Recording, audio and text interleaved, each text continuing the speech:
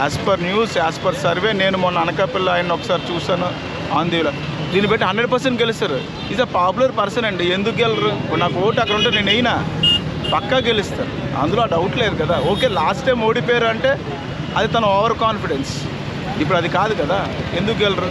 ఇంకో విషయం చెప్పలేము, అనుకుని జగన్ కూడా ఓడిపోవచ్చు, మేబీ మే నాట్ బి జరగవచ్చు. పవన్ కళ్యాణ్ అయితే గెలుస్తారు. ఆయన డౌన్ టు ఎర్త్ ఉన్నారు, ఆయన లీడర్గా డెవలప్ అవుతున్నారు. సో దానికి మంచి ఫ్యూచర్ ఉంటుంది. కూటమి కోటేస్తాను 100%, దాంట్లో భయం ఏముంది. నేను నాయుడు గారు రావాలి అనుకుంటున్నాను, ఆయన ఏదో ఉద్ధరిస్తారని కాదు, ఇలాగైతే ఉండదు. నా ఇంట్లో ఫుడ్ నేను తింటాను అంతే, దానికి కూడా పన్ను కట్టి ఫుడ్ తినాల్సిన నెసెసిటీ లేదు. పెన్షన్ ఇప్పుడు సంక్షేమం వచ్చినప్పుడు ఏదైనా మాట్లాడచ్చు. నేను ఉన్నాను మిడిల్ క్లాస్, నాకు ఏ సంక్షేమం రాలేదు, నేను అడగలేదు.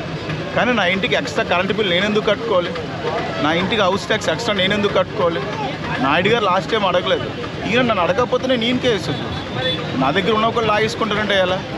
నాయుడు గారు ఆ భరోసా ఇచ్చారు, నీది నువ్వు తిను, నేను మిగతాది నడిపించుకుంటానని. నేను నాయుడు గారికి వేస్తాను, దాంట్లో అవుట్లేదు 100%.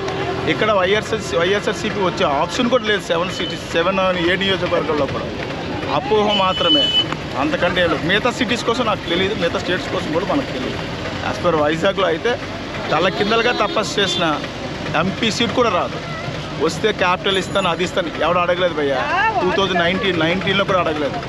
ఇంకా మీరు అడిగారు కట్టి చెప్తాను, 19లో చంద్రబాబు నాయుడు గవర్నమెంట్ వ్యతిరేకత లేదు, జగన్ గారి మీద సానుభూతి మాత్రమే పనిచేసింది.